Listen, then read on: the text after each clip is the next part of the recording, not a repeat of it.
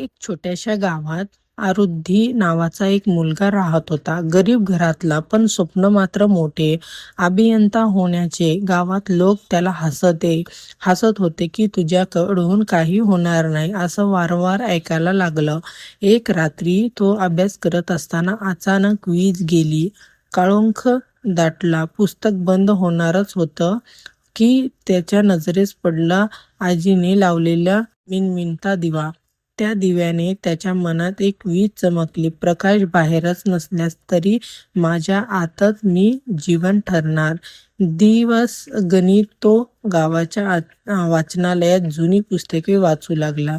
भुकल्या पोटाने अभ्यास पण न थकता. गावकरी म्हणतात की हा वेडा आहे, पण त्याचं मन अधिक गूढ रहस्य तयार करत होता.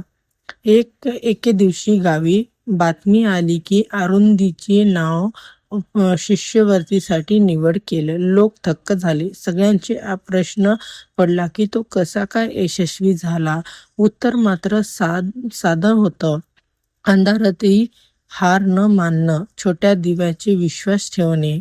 आज अरुंधी एक यशस्वी अभियंता आहे. गावकडे पाहून तो हसतो. अंधार कोणत्याही स्वप्नाला थांबू शकत नाही. प्रकाश मानत पेटला की जग उजाळतं.